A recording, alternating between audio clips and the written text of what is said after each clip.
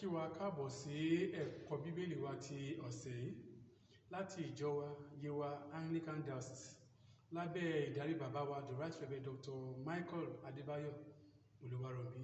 Ẹ jẹ́ ká gbàdúrà. Ọlọ́run a gbé yín ga pé bí a ti ń yẹ ọ̀rẹ́ wò ó lè fún wa ní òye kíkún tí ó sì lè fún wa ní ìyè àìnípẹ̀kun torí Jésù Kristi Olúwa wa. Àmín. Lẹ́ẹ̀kan sí èèyàn wa nílé a kí wa káàbọ̀. Kí bá wa ṣàfihàn ara yín fún àwọn aráalé.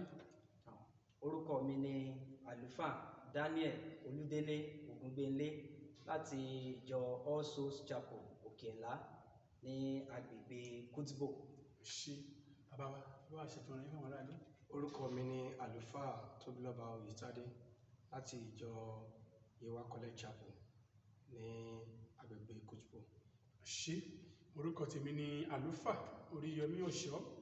Lọ́sẹ̀ yìí ti ṣe ọjọ́ ìsinmi kejì lẹ́yìn mẹ́ta lọ́kan. Ohun tí à ń gbéyẹ̀wò tó jẹ́ orí ọ̀rọ̀ wa òun náà ni eré ìje Kìrìsìtẹ́nì. Ẹ̀ka àkórí ọ̀rọ̀ wa ní ọ̀nà tóóró bí a ti ń yẹ apá kẹrin wò. Orí ọ̀rọ̀ wa ní ọ̀nà tí ó lọ sí ibi ìyè.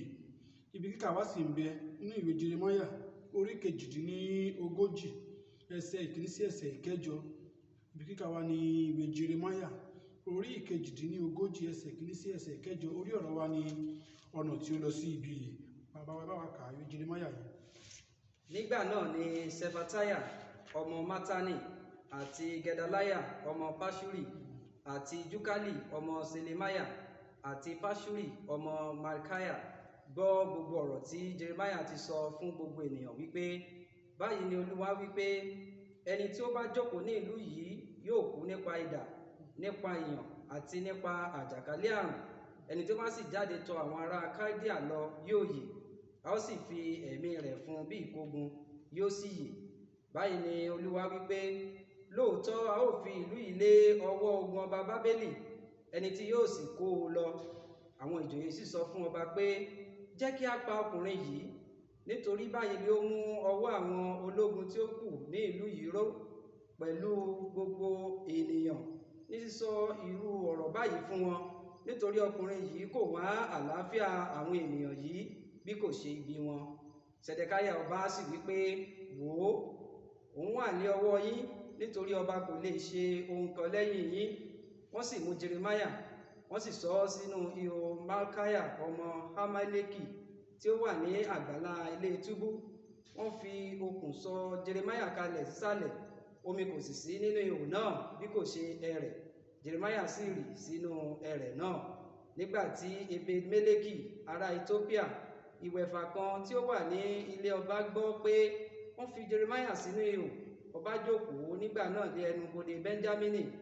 Ebed-Meleki sì jáde láti ilé ọba lọ, ó sì sọ fún ọba wípé, Ṣé àti gbọ́ bí wọ́n ti bá wa ka ìwé Jeremáyà orí 38 ẹsẹ̀ 1 sí ẹsẹ̀ 8. Ẹ jẹ́ kí ẹ yára wo èròǹgbà wa. Èròǹgbà wa láti jíròrò lórí ohun tí yóò jẹ́ òpin rírìn ní ọ̀nà tóóró.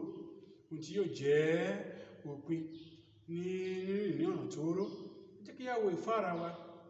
Bí ó ti lè wù kí ọ̀nà tóóró há tàbí tóóró tó, ìyè ayérayé ni yóò jẹ́ òpin rẹ̀. Ìyè ayérayé túmọ̀ sí ibi tí kò sí ikú tàbí tí kò ní sí ìdààmú mọ́, tàbí ibi tí ènìyàn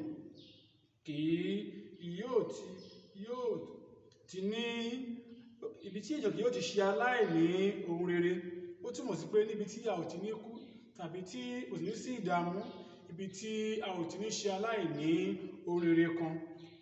Ọ̀kan nínú àwọn ènìyàn tí ó jẹ́ adùn oore ọ̀fẹ́ rírìn ní ojú ọ̀nà tóóró nínú ayé yìí ni Jeremáyà. Wọ́n jẹ́ ká mọ̀ pé Jeremáyà jẹ́ ọ̀kan nínú àwọn ènìyàn tí wọ́n rìn ní ọ̀nà tóóró, tí wọ́n sì jẹ àǹfààní ìyè àìnípẹ̀kun yìí tí Olúwa ti ṣèlérí fún gbogbo àwọn tí ó bá tẹ̀lé. Ní ìwé Jeremáyà orí 38 ẹsẹ̀ 1 sí ẹsẹ̀ 8, a gbọ́ bí wọ́n ti kà á fún wa.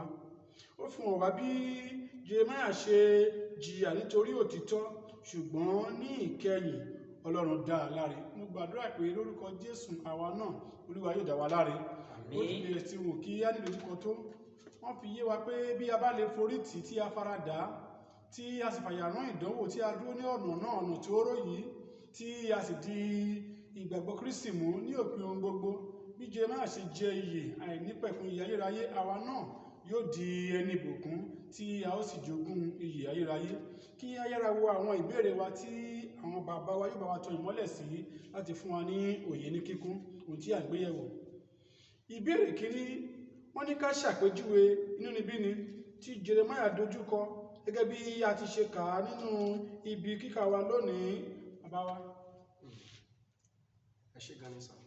Gbogbo wa la mọ̀ Jeremáyà gẹ́gẹ́ bí ìránṣẹ́ Ọlọ́run, akíkanjú wòlíì, ẹni tó jẹ́ pé kì í fi gbá kan bọ̀kan nínú, tó jẹ́ wípé bí ọ̀rọ̀ náà bá ṣe rí gẹ́lẹ́ bẹ́ẹ̀ ni ó sì sọ. Bá ṣe gbé kalẹ̀. Èyí ló mú kìlọ̀ fún àwọn ará Ísírẹ́lì nípa ìbọ̀rìṣà wọn, nípa ẹ̀ṣẹ̀ ọwọ́ wọn, pé àwọn àjàkálẹ̀ àrùn tó ń bọ̀ yìí rèé o, ṣùgbọ́n kí ni wọ́n fi san fún? Ibi ni wọ́n fi san fún. Wọ́n di èrìkìsí, wọ́n sì jù ú sínú kòtò gbígbẹ́, láìsí olùrànlọ́wọ́, láìsí ẹnì kankan tí yóò gbà á là. Ṣùgbọ́n nígbẹ̀yìngbẹ̀yìn Ọlọ́run ṣe kí ni? Ọlọ́run tàn mọ́lẹ̀ sí. Gbogbo aládùúrà pé Ọlọ́run yóò tàn mọ́lẹ̀ sí òkùnkùn ayé wa lórúkọ Jésù. Àmín. Bàbá wa ẹ ṣé. Wọ́n sì fi òye yé wa pé Jeremáyà ó forí tì í, ó sọ òtítọ́, ṣùgbọ́n àwọn ènìyàn kọ̀ tí ikún sí òtítọ́ náà. Bí ó sì jẹ́ pé wọ́n kọ̀ tí ikún sí òun dúró, ó sì tẹ̀lé, ṣùgbọ́n nígbẹ̀yìn wọ́n fi yé wa pé ó jogún ìyè àìnípẹ̀kun nítorí pé òtítọ́ lékè. Bí àwa náà bá lè forí tì ohunkóhun tá à ń là kọjá nínú ọ̀rọ̀ Ọlọ́run tí a fàyàrán bí Jeremáyà, wọ́n sọ lẹ́ẹ̀kan, wọ́n ní ìmọ́lẹ̀ lópin ohun gbogbo, ìmọ́lẹ̀ àmọ́lẹ̀ o, àwọn náà ó sì jẹ adùn ayérayé. Ẹ ṣé bàbá wa, Olúwa ní pàlàkà yìí. Jẹ́ ká wo ìbéèrè kejì.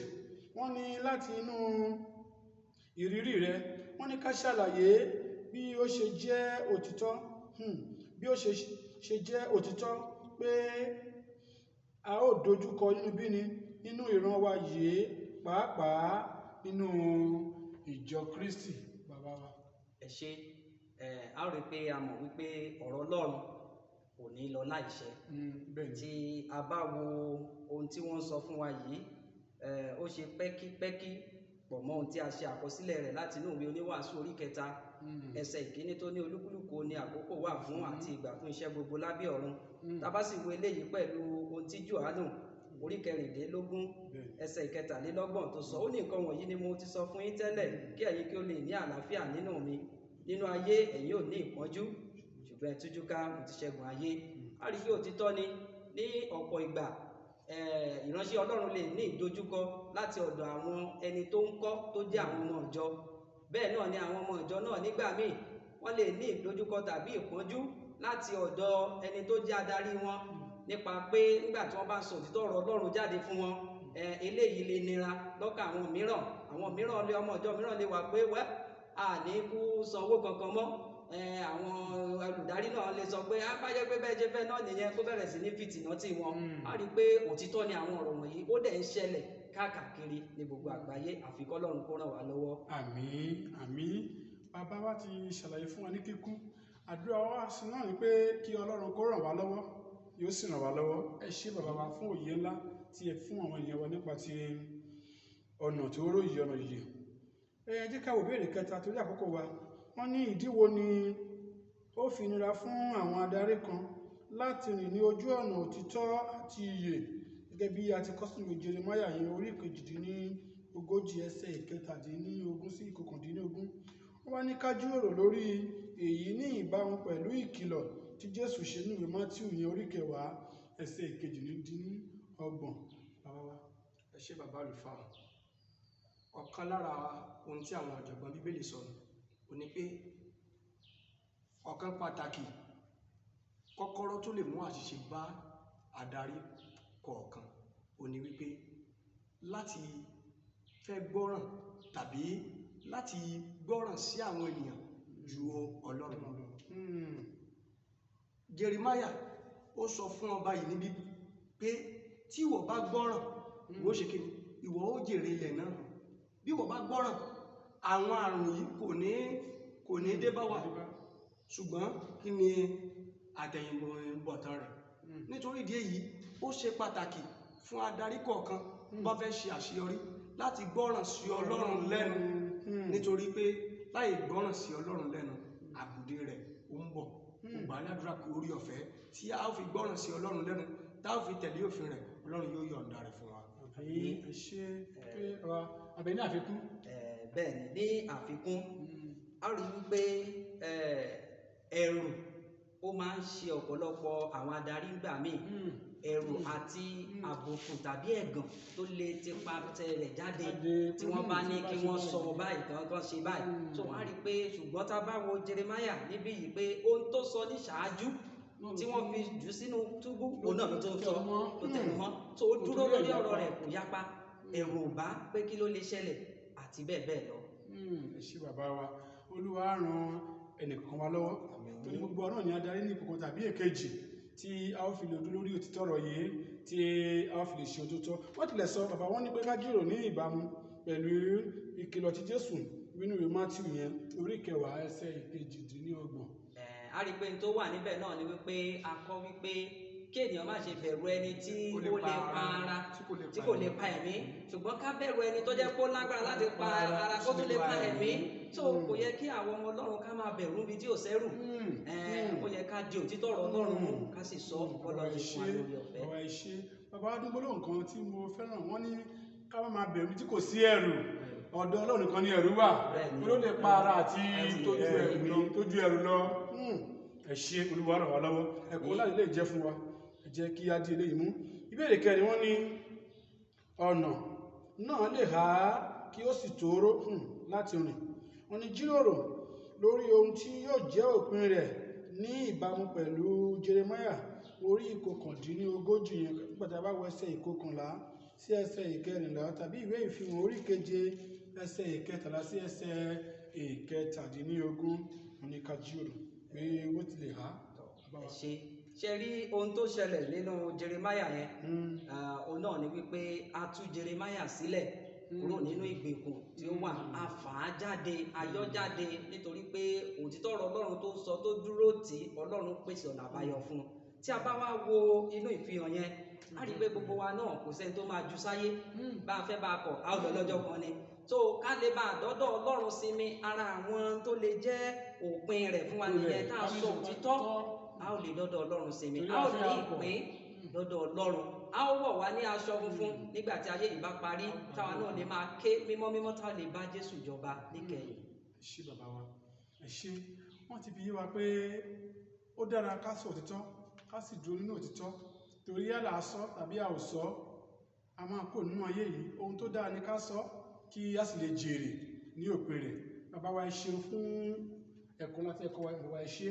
Wọ́n ti fi ẹ̀kọ́ láyé wa lónìí, mo sì gbàgbọ́ pé gbogbo apáta láti rí ẹ̀kọ́ yìí dìmú tí a lè dúró lójú ọ̀nà tó róyìí, ọ̀nà ìyè, pàápàá ní ti òtítọ́ ọ̀rọ̀ Ọlọ́run tí a ó lè sọ, tí a ó lè fi sójú ìṣe, tá sì lè tẹ̀lé. Mo gbàdúrà bí a ti ń ṣe eléyìí, Olúwa ràn wá lọ́wọ́.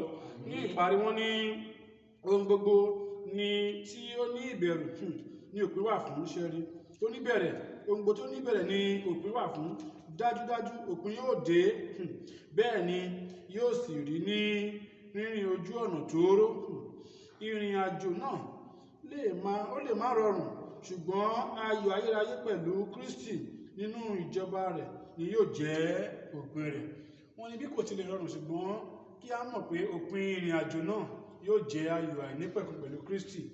Wọ́n ní fún ìrònú, wọ́n ní rírìn ní ojú ọ̀nà tóóró nìkan ni ó lè fi òpin sí ìbànújẹ́ tí yóò sì mú ayọ̀ wá ní ìgbẹ̀yìn.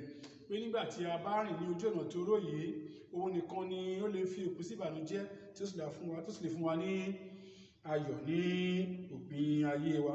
Ẹ jẹ́ kí a wo àkọsórí wa nínú ìwé Mátíù orí 7 ẹsẹ̀ 14. Àkọsórí wa nínú ìwé Mátíù orí 7 ẹsẹ̀ 14. Bàbá wa jẹ́ ká jùmọ̀ jọ kà á. Nítorí ìhà ni ẹnu ọ̀nà náà àti tóóró ni ojú ọ̀nà náà tí ó lọ sí ibi ìyè, díẹ̀ ni àwọn ẹni tí ó rìn ní. Ẹ ṣé. Wọ́n ní ìhà ni ọ̀nà náà tí ó lọ sí ibi ìyè, díẹ̀ ni àwọn tó rìn. Mo gbàdúrà pé bí a ti gbọ́ ọ̀rọ̀ yìí, Olúwa kà wá yẹ. Jẹ́ ká gbàdúrà. Ọlọ́run a bẹ̀ ọ́, a dúpẹ́ fún ọ̀rọ̀ yìí tó ti gbọ́. a sì ń gbàdúrà pé ó fún wa ní oore ọ̀fẹ́ tá ó lè rìn ní ọ̀nà tó rọ́ náà tí a sì yẹ fún ìjọba rẹ ní orúkọ Jésù Kristi Olúwa wa.